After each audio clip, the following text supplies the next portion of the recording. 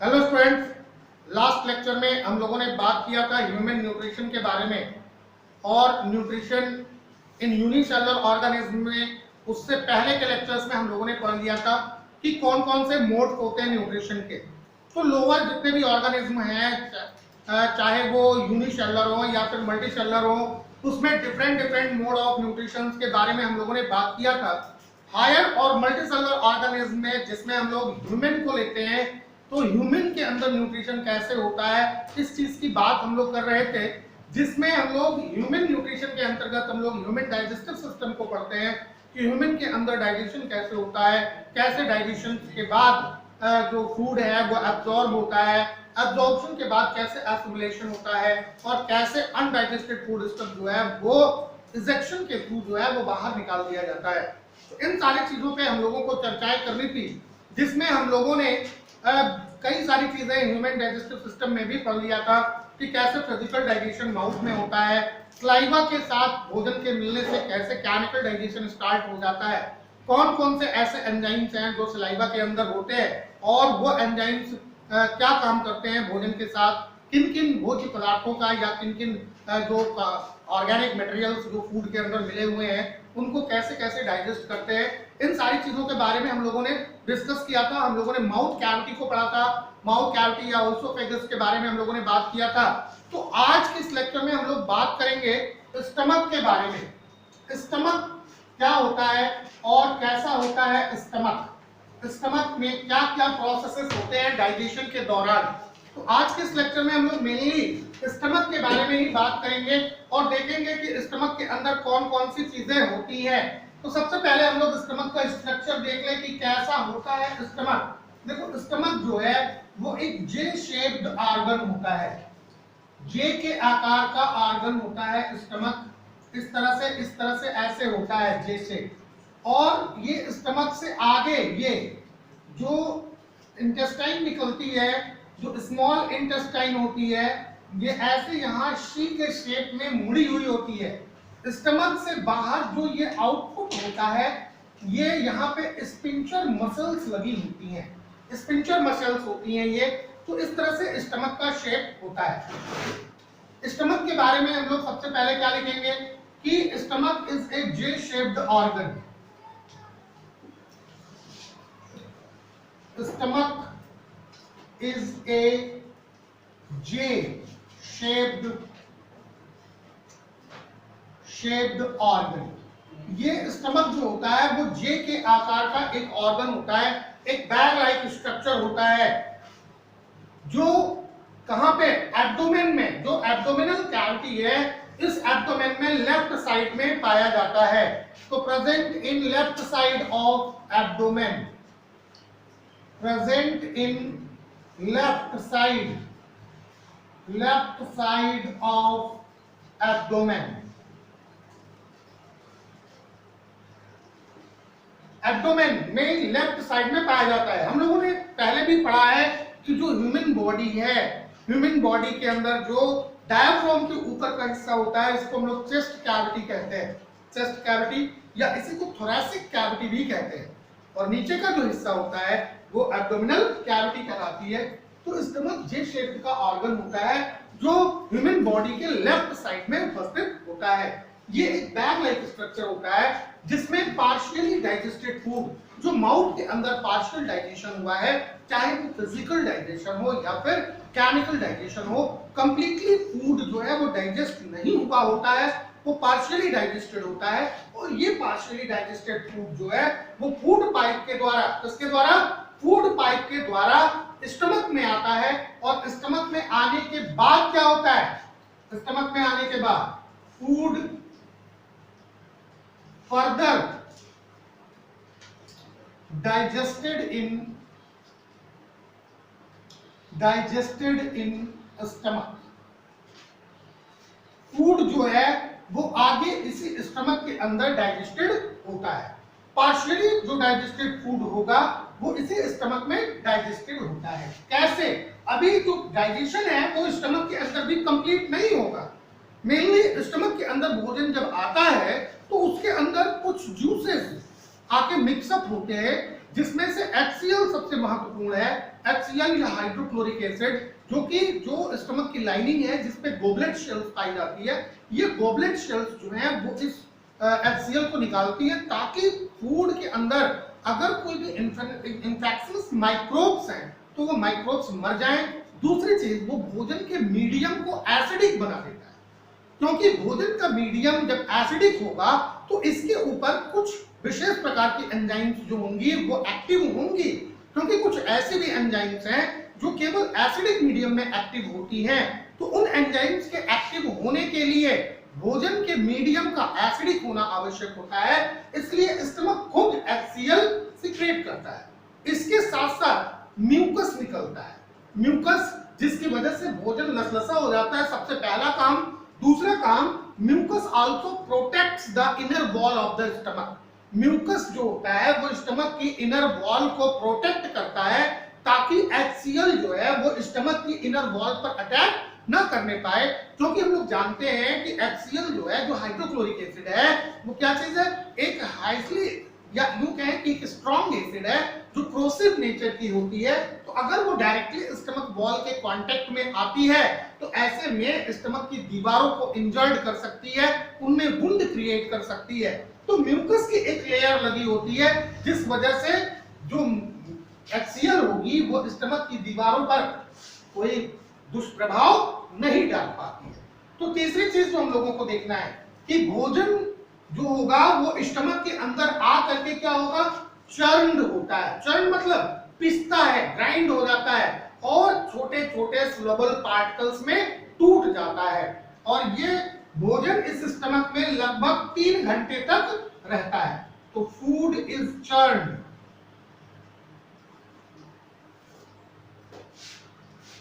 Food is churned in the stomach,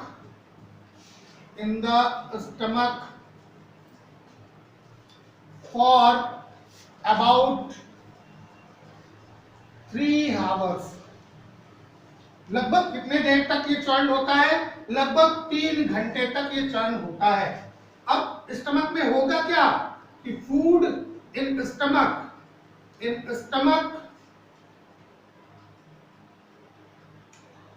food break down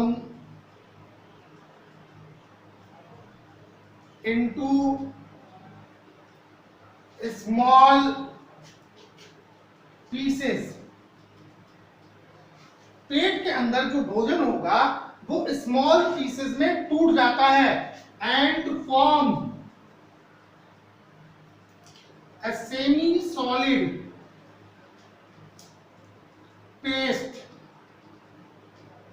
एक semi solid paste बनाता है। तो स्टमक के अंदर फूड जो है वो स्मॉल पीसेस में टूट जाता है और एक सेमी सॉलिड पेस्ट बनाता है। स्टमक वॉल्स पे 3 ट्यूबुलर ग्लैंड्स पाई जाती हैं। Stomach walls contain 3 tubular glands. Stomach wall पे 3 ट्यूबुलर ग्लैंड्स पाई जाती हैं, जिसका काम क्या है, which secretes gastric juice,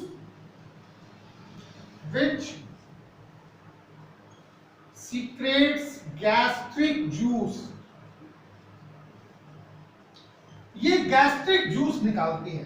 तो ध्यान रहे क्या क्या चीजें हम लोगों ने देखा कि food further digested in stomach, food is churned in the stomach for about 3 hours। In stomach, food break down into small pieces and form a semi-solid paste. Stomach walls contains 3 tubular glands which secretes gastric juice. Stomach की जो दीवारें होती हैं उसमें 3 tubular glands पाई जाती हैं। इनका काम होता है कि गैस्ट्रिक जूस को ये निकाले। गैस्ट्रिक जूस में 3 सबस्टेंसेस होते हैं। गैस्ट्रिक जूस में कितने सबस्टेंसेस होंगे? 3। Gastric juice contain 3 substances। Gastric juice में 3 सबस्टेंसेस होंगे। कौन कौन सा होगा? सबसे पहला जो होगा वो होगा HCl। सबसे पहला HCl या हाइड्रोक्लोरिक एसिड। दूसरी चीज क्या होती है? The enzyme pepsin. The enzyme pepsin. Pepsin नाम की एंजाइम होती है। और तीसरी चीज क्या होगी? म्यूकस। तो ये तीन चीजें पाई जाती है गैस्ट्रिक जूस के अंदर। सबसे पहली चीज क्या? HCl, दूसरी क्या? एंजाइम पेप्सिन, और तीसरी क्या? म्यूकस। देखने की बात यह है कि HCl क्या करता है। तो HCl, the gastric juice, HCl, the gastric juice, या इस तरह से हम लोग कहें कि जो HCl है ये क्या करता है? मीडियम को एसिडिक बनाता है। तो इस तरह से इसको हम लोग लिख सकते हैं कि presence of HCl, presence of HCl, the gastric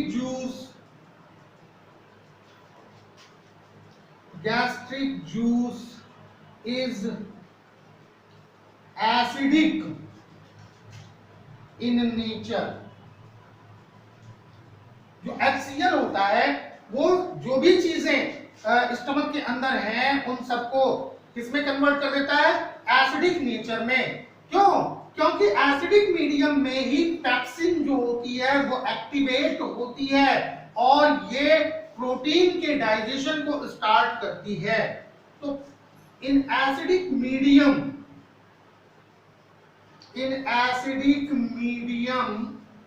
enzyme pepsin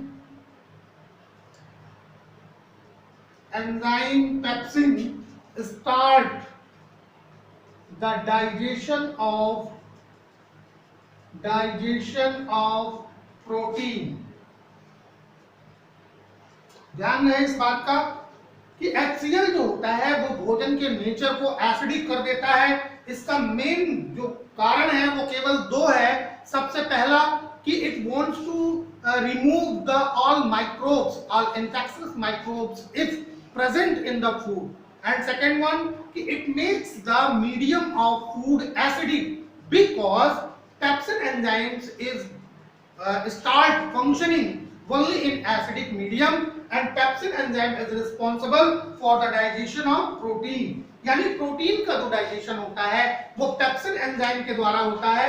और पेप्सिन एंजाइम जो है वो तभी एक्टिवेट होती है जब मीडियम एसिडिक होगा। तो इतनी चीजें हो गई, मिटा लें इसको। फिर अभी हम लोग और देखते हैं कि और क्या क्या काम है इसका।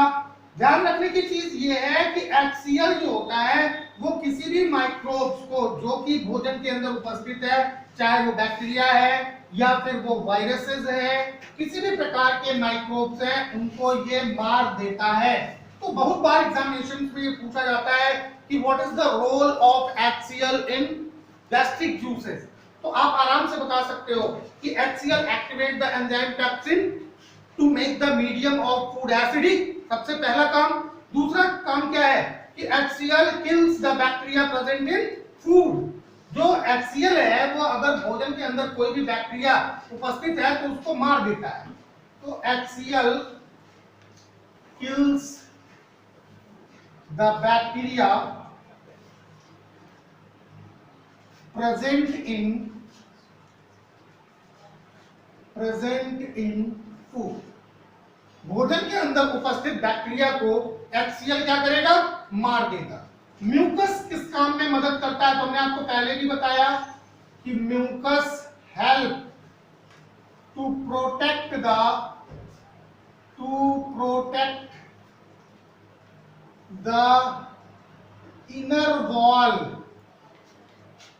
inner wall of stomach।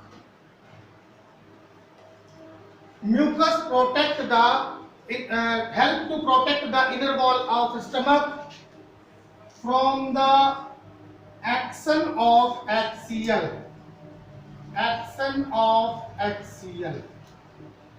Mucus जो है वो स्टमक की भीतरी दीवारों को HCl के एक्शन से क्या करती है?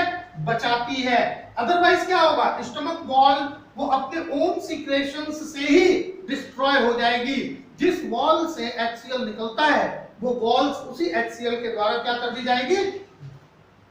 डिस्ट्रॉय कर दी जाएगी।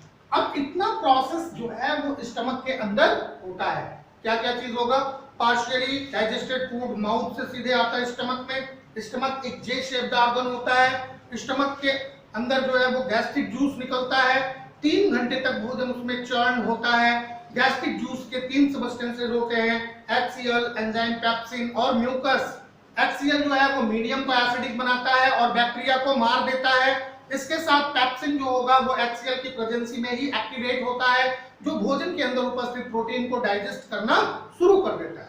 म्यूकस जो होता है वो स्टमक की अंदर की दीवारों को उसके अपने सिक्रेशन से प्रोटेक्ट करता है। अब partially digested food then goes into the small intestine. ध्यान रहे, इतना काम स्टमक में होने के बाद भी भोजन का जो है वो कंप्लीट डाइजेशन नहीं हुआ। अभी जो पार्शियली डाइजेस्टेड फूड है वो स्मॉल इंटेस्टाइन में मूव करता है। तो the partially digested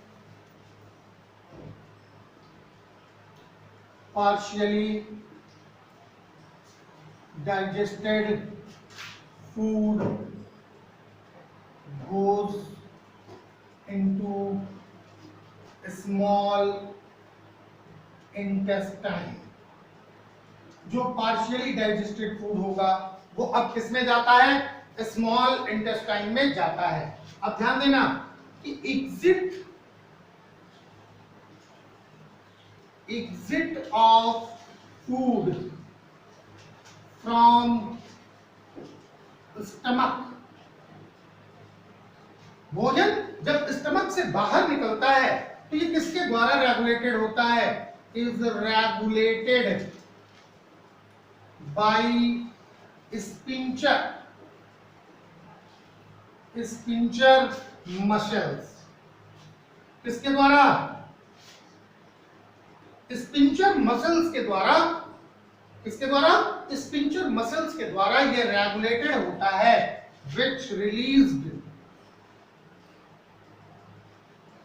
which released into small intestine।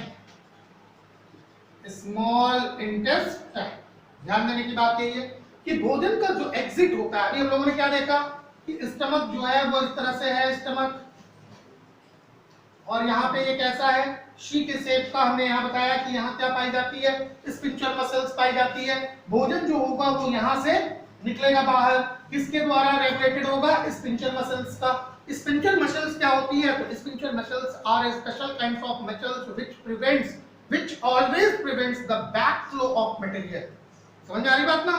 ताकि भोजन जो है वो यहाँ से बाहर तो आ जाए लेकिन इसका बैकफ्लो ना होने पाए, ये पुनः पेट में ना जाने पाए।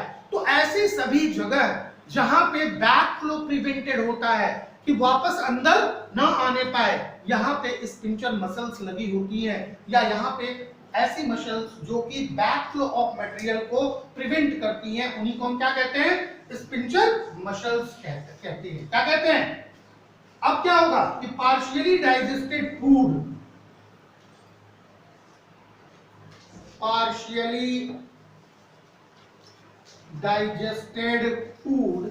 जो पार्शियली डाइजेस्टेड फूड है, enters the small intestine।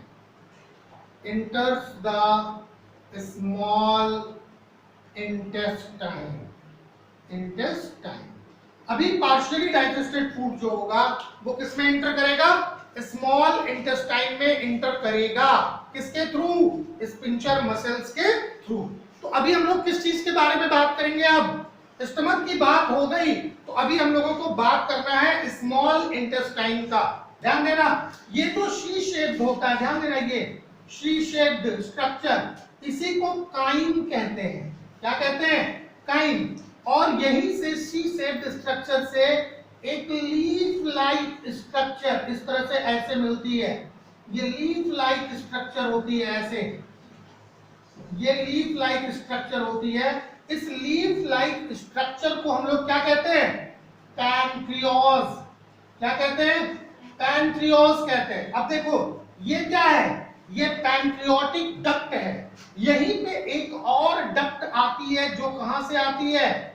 ये क्या है? लीवर। लीवर के नीचे आप देखोगे एक इस तरह से पाउच लाइक स्ट्रक्चर पाया जाता है, जिसको गॉल ब्लैडर कहते हैं।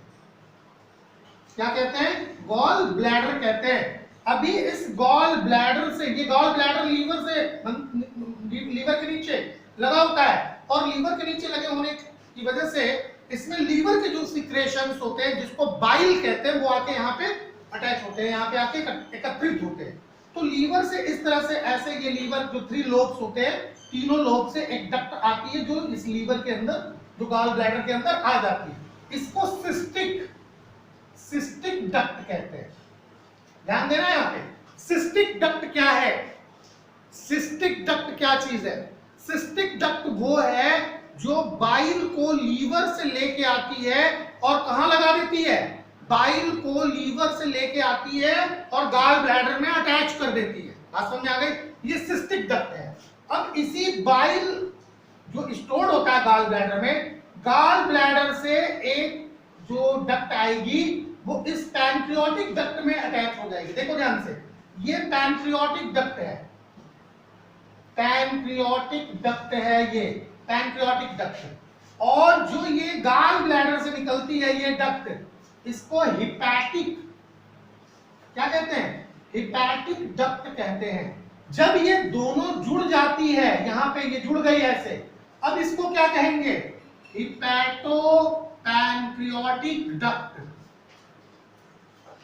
हिपैटोपैंक्रियाटिक डक्ट बहुत ही इंपॉर्टेंट क्वेश्चन है, पिछले साल नीट में पूछा गया ये क्वेश्चन है। आप लोगों को लगता है कि नीट जो होता है that is based on the class 11th and 12th, है ना? तो ऐसा नहीं है, बहुत सारी चीजें तो आप इसमें 10th में भी पढ़ लेते हो।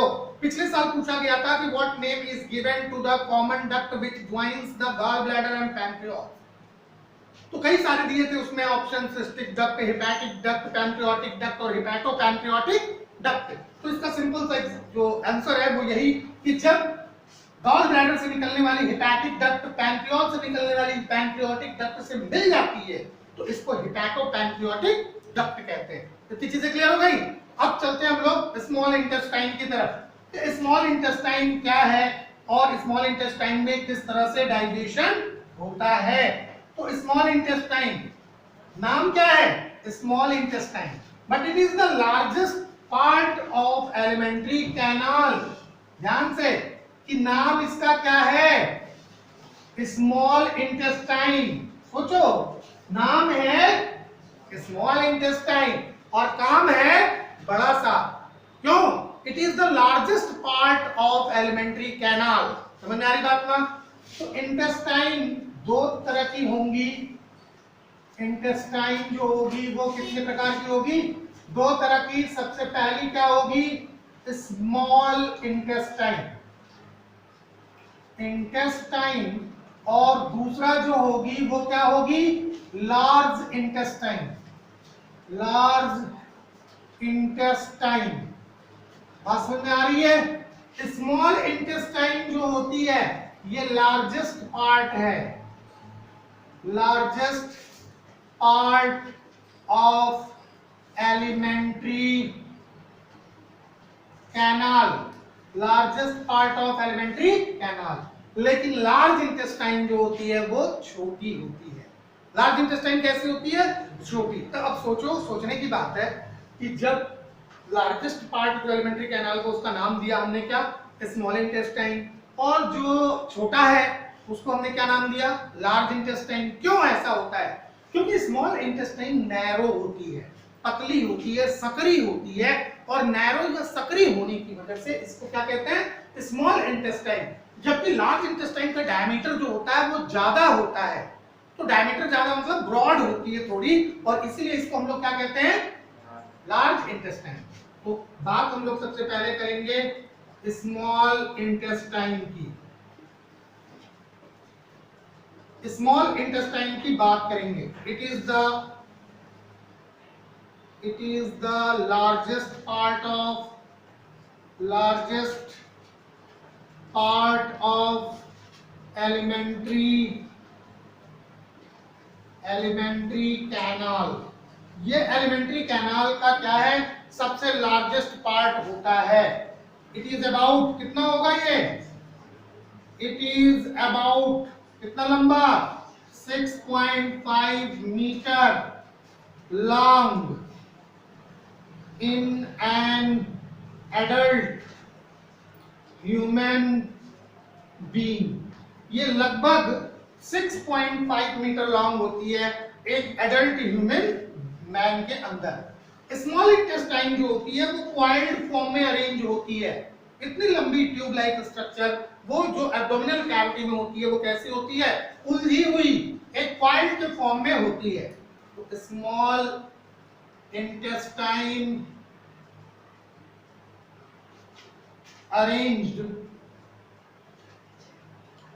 in the form of coil in our belly। belly means पेट, हमारे पेट में। समझ आ रही बात ना? ध्यान रखना कि जो स्मॉल इंटेस्टाइन की लेंथ होती है, length of small intestine is different in different animals। भिन्न भिन्न जंतुओं के अंदर इसकी जो लेंथ होती है वो भिन्न भिन्न होती है। कैसे? जैसे in animal which is herbivores have long small intestine but carnivorous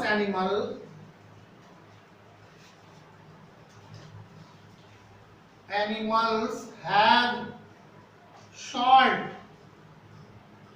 small intestine। ध्यान रहे इस बात का। क्या चीज कि जितने भी एनिमल्स ऐसे होते हैं जो हार्बीवोर्स होते हैं उनकी स्मॉल इंटेस्टाइन जो होती है वो काफी लंबी होती है। जितने कार्निवोरस एनिमल्स होते हैं उनकी स्मॉल इंटेस्टाइन जो होती है वो शॉर्ट होती है। अब आप लोग इससे अंदाजा लगा सकते हो कि व्हाट इज द रीजन, क्या चीजें इस चीज से हमको समझ में आ रही हैं कि जितने भी शाकाहारी जीव हैं वो जो भी भोजन करते हैं उनको पचाना मुश्किल होता है।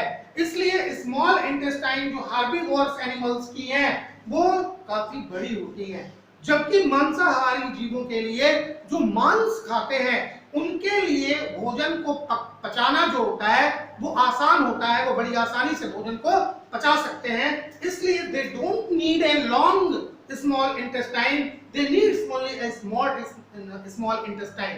उनको एक शॉर्ट स्मॉल इंटेस्टाइन की आवश्यकता होती है। तो इस बात को याद रखिएगा कि स्मॉल इंटेस्टाइन जो होती है वो हार्बीवोरस के अंदर लंबी होती है, जबकि कार्निवोरस के अंदर स्मॉल इंटेस्टाइन जो होती है वो छोटी होती है, क्योंकि मांस को पचाना आसान है किसकी तुलना में, किसकी तुलना में, घास फूस और पत्तों की तुलना में। अब क्यों ऐसा है तो आप समझ सकते हो कि घास फूस और पत्तों में सेलुलोज पाया जाता है, सेलुलोज को पचा पाना थोड़ा मुश्किल होता है। इसलिए ऐसे जीव जो हरी घास खाते हैं उनके लिए एक लंबी स्मॉल इंटेस्टाइन की आवश्यकता होती है ताकि वो काफी समय तक उसमें भोजन को पचा सके और भोजन जो है वो प्रॉपर्ली क्या हो जाए, डाइजेस्ट हो जाए।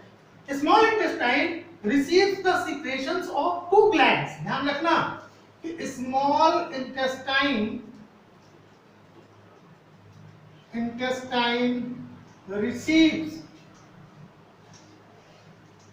receives the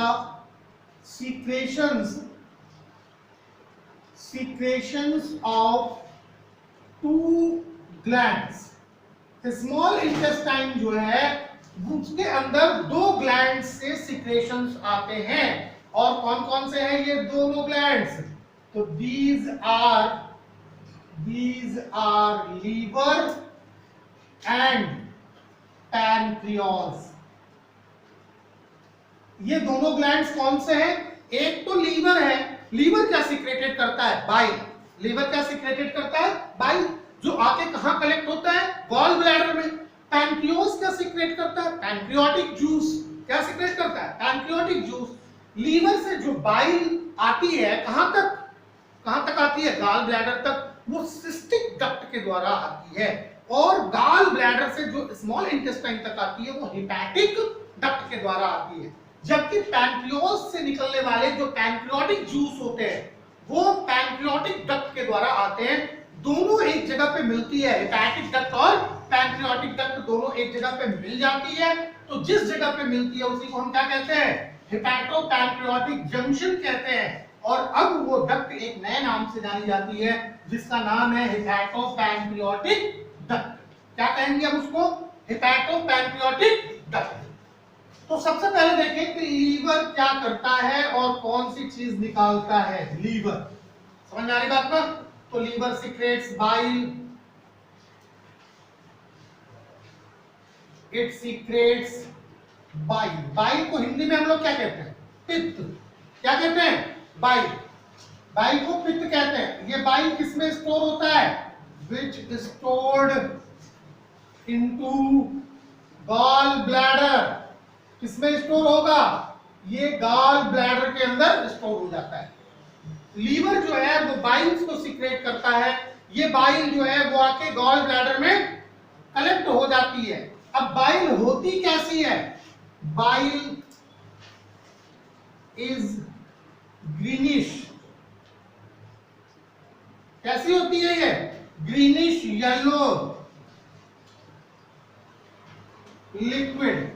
बाइल जो होता है ये हरे पीले रंग का लिक्विड होता है। और कैसा होता है नेचर में, alkaline and alkaline in nature. ये नेचर में कैसा होगा, एल्कलाइन होगा।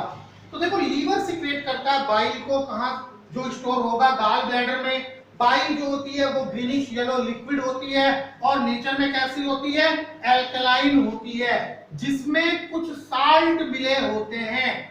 ये साल्ट जो है वो फैट को इमल्सिफाई करने में मदद करते हैं। बात समझ आ रही ना? तो bile contain some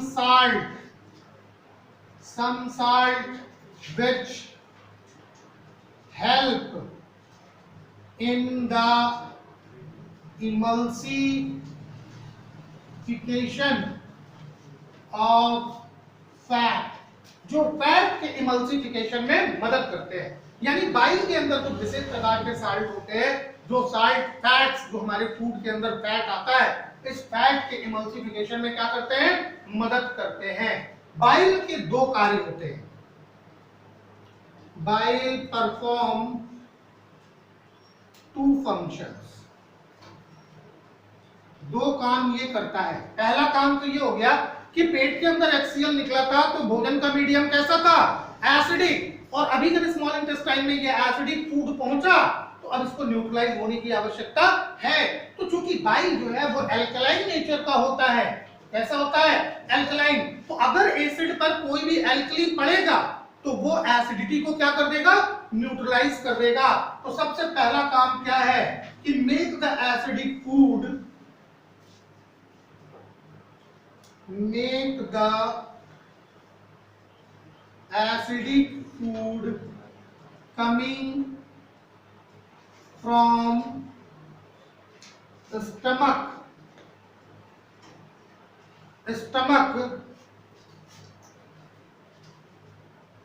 alkaline, so that pancreatic juice या enzymes act on it। ध्यान रखना, पेप्सिन केवल HCl की प्रेजेंसी में यानी एसिडिक मीडियम में एक्टिवेट होता है, जबकि जो पैंक्रियाटिक जूस है, जो पैंक्रियाज से निकलने वाले एंजाइम्स हैं, ये क्या करते हैं, एल्कलाइन मीडियम में एक्टिवेट होते हैं।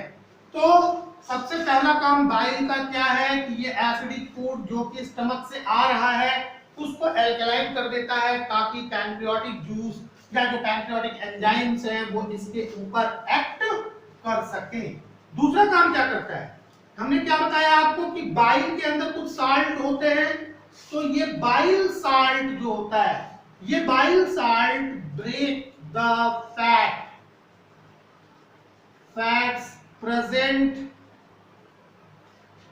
present in the food किसमें कन्वर्ट कर देगा? into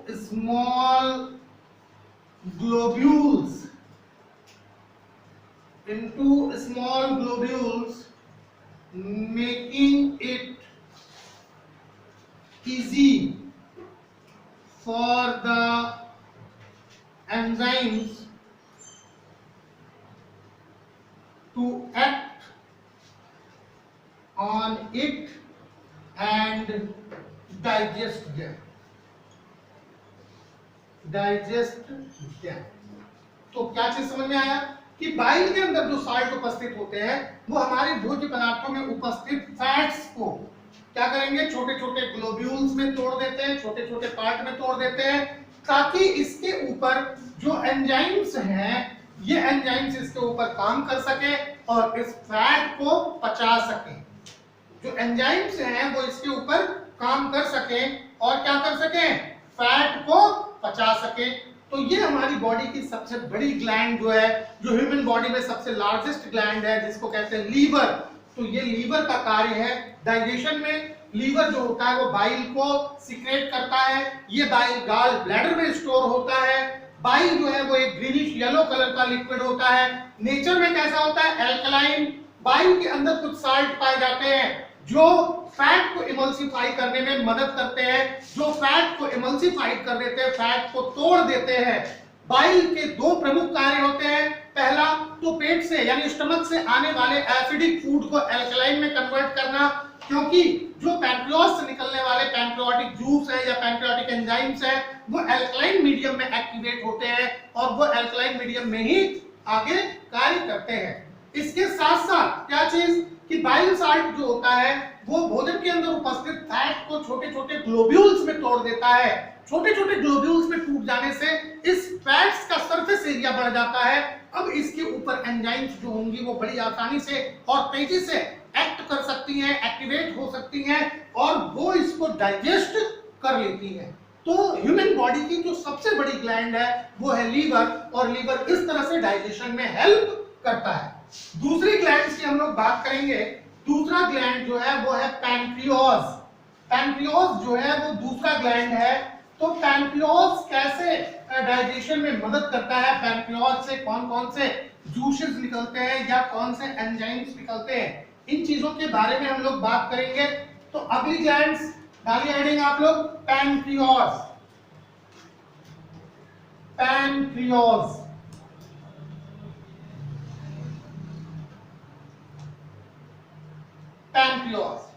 पैंक्रियास क्या है और कैसा है? देखो पैंक्रियास जो है वो एक हेट्रोक्राइन ग्लैंड होता है। अब एक यहाँ पे एक नई चीज आई, हेट्रोक्राइन ग्लैंड। देखो पैंक्रियास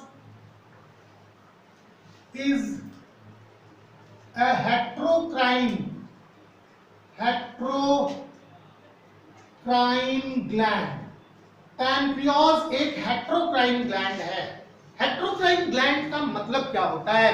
हालांकि ये चीजें हम लोग कंट्रोल एंड कोऑर्डिनेशन में जब हम लोग एंडोक्राइन ग्लैंड पढ़ते हैं तो बताते हैं हम आपको, लेकिन अभी यहाँ पे बता दे रहे हैं कि there are two types of gland present in the human body. One is the endocrine and second one is the exocrine. One is the endocrine and second one is the exocrine। तो देखो glands are of two types। First endocrine glands and second one is exocrine glands। तो endocrine means, what is the exact meaning of endocrine? Those glands which do not put their secretions into duct. It is also known as ductless glands। इनको हम लोग ductless glands भी कहते हैं। Endocrine glands जो होती हैं वो ग्लैंड्स होती हैं जो अपने सीक्रेशंस को किसी डक्ट में, किसी ट्यूब लाइक स्ट्रक्चर में नहीं निकालती हैं। They pour their secretions directly into blood. ये अपनी सीक्रेशंस को डायरेक्टली ब्लड में उड़ेल देती हैं। तो बहुत सारी ऐसी डक्टलेस ग्लैंड्स हैं। टेस्टिस डक्टलेस ग्लैंड्स है। एड्रिनल ग्लैंड ये भी एक डक्टलेस ग्लैंड है। हाइपोथैलेमस जो है वो hypothalamus, adrenal glands, pituitary glands जो हाइपोथैलेमस के नीचे पाई जाती है, थायराइड जो कि थायरॉक्सिन नाम का केमिकल्स रिलीज करती है, ये सब डायरेक्टली ब्लड में अपने सिक्रेशंस को पोर कर देती हैं। और जो ये सिक्रेशंस होते हैं, जिन सिक्रेशंस को ये पोर करती हैं, ये बनते कहीं और हैं लेकिन इनके फंक्शंस कहीं और होते हैं, ये एक्ट कहीं और करते हैं। तो these chemicals which are released by the ductless glands, those chemicals which are released by the endocrine glands are known as hormones। ऐसे सभी केमिकल्स जो एंडोक्राइन ग्लैंड्स के द्वारा निकाले जाते हैं वो हार्मोन्स कहलाते हैं।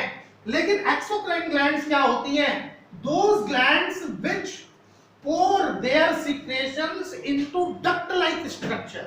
ऐसे सभी ग्लैंड्स जिसमें एक ट्यूब लाइक स्ट्रक्चर होती है और जिनके सिक्रेशंस एक पर्टिकुलर पॉइंट तक एक ट्यूब लाइक स्ट्रक्चर के द्वारा पहुंचाए जाते हैं, उनको हम लोग क्या कहते हैं? Exocrine glands.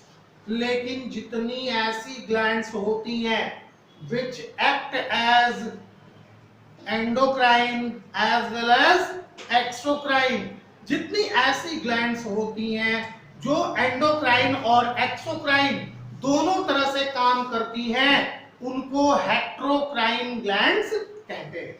जितनी भी ऐसी ग्लैंड्स हैं जो एंडोक्राइन और एक्सोक्राइन दोनों की तरह से काम करती हैं, उन्हीं को हम क्या कहेंगे? हेट्रोक्राइन ग्लैंड्स कहेंगे।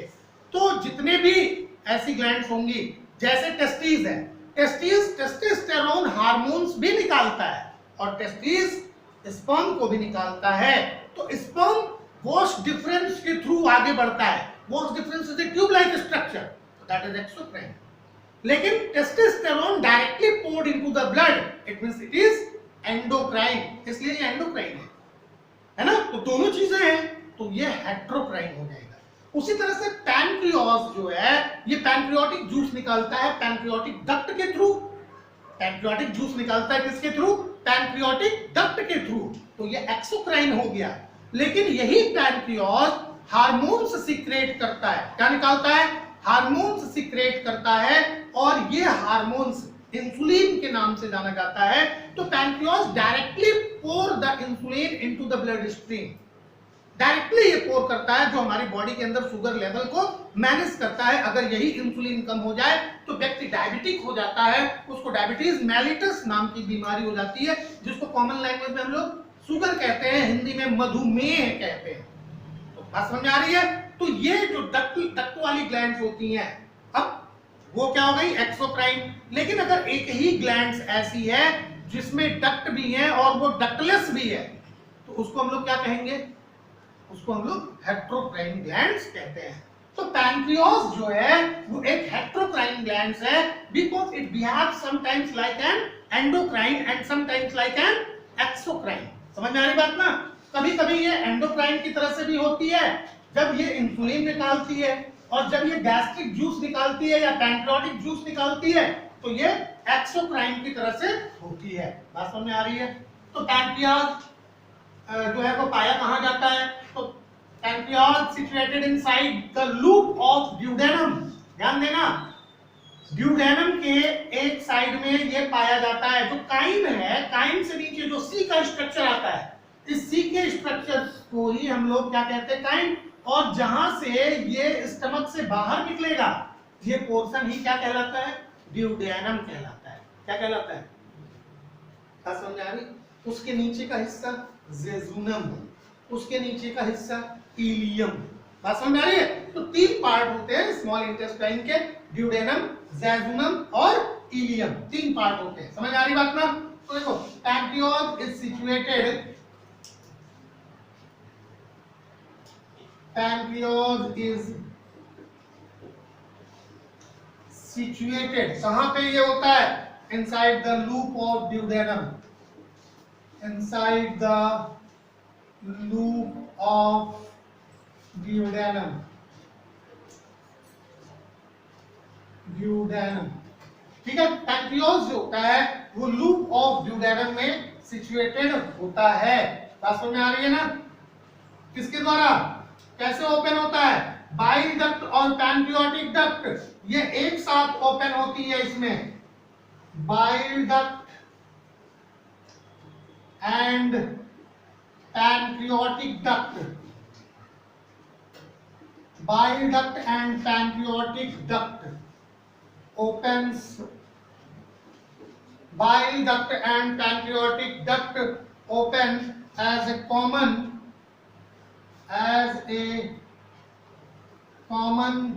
hepatopancreatic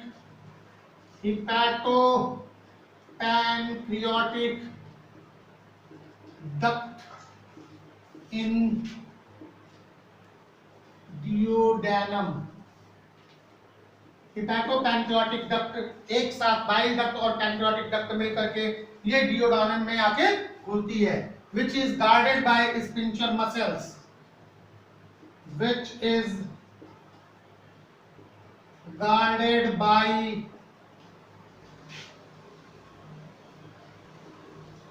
sphincter muscles called sphincter of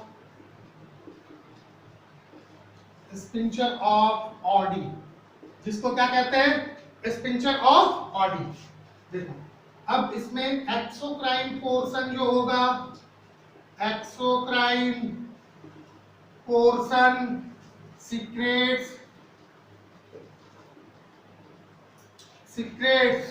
N alkaline pancreatic juice, pancreatic juice containing enzyme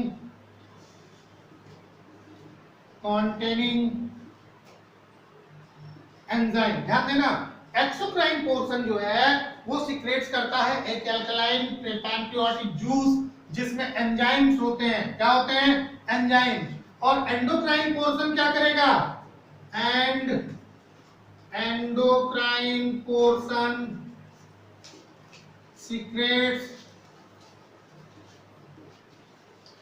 hormones, insulin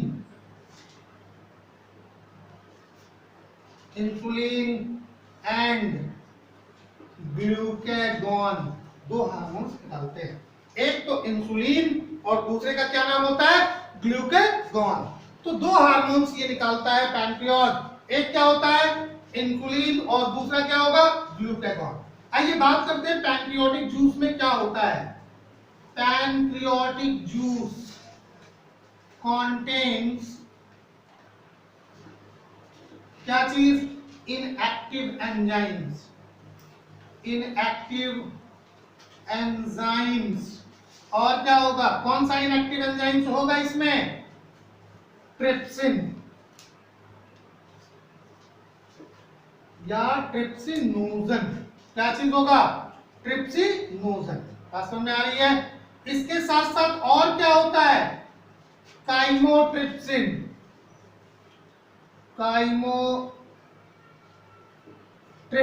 trypsin होगा, काइमोट्रिप्सिन होगा, और क्या होगा? Procarboxypeptidases, amylase, lipase and nuclease, ये सारे एंजाइम्स इसके अंदर होते हैं। इनएक्टिव एंजाइम्स होती हैं, ट्रिप्सिनोजन होगी, काइमोट्रिप्सिन होती है, प्रोकार्बोक्सी पेप्टाइड्स होते हैं, एमाइलेज होता है, लाइपेज होता है, और इसके साथ साथ न्यूक्लियेज होता है। तो release of pancreatic juice is stimulated by the release of pancreatic juice is stimulated by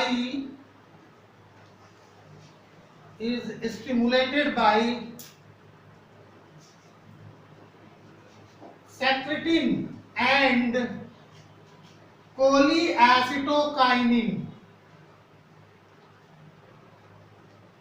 cholecystokinin. इसी के द्वारा ये स्टिमुलेटेड होता है ताकि पैनक्रियाटिक जूस निकले। तो इतनी चीजें आप लोग ध्यान से देख लीजिए। ये था आप लोगों का पूरा जो है वो स्मॉल इंटेस्टाइन के अंदर डाइजेशन कैसे होता है। अब यहाँ तक पहुंचने के बाद जो आपके स्मॉल इंटेस्टाइन का पोर्शन होता है वो फिनिश हो जाता है। इसके बाद हम लोग बात करेंगे कि लार्ज इंटेस्टाइन में क्या क्या चीजें होती हैं।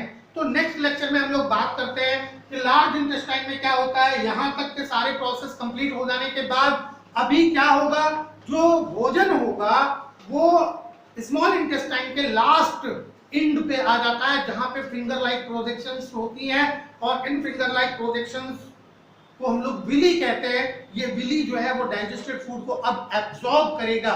तो आगे कौन कौन से प्रोसेसेस होते हैं, इन सारी चीजों को हम लोग देखेंगे लास्ट लेक्चर में।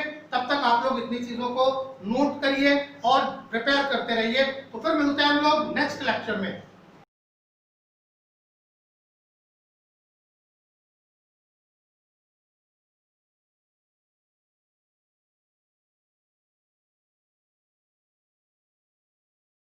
तेरी कूलनेस का स्वैग कहीं लो ना हो जाए, तेरी लाइफ की स्पीड कहीं स्लो ना हो जाए। तेरी कूलनेस का स्वैग कहीं लो ना हो जाए, तेरी लाइफ की स्पीड कहीं स्लो ना हो जाए। जरा ध्यान से सुनो ना, फिर बाद में ना रोना।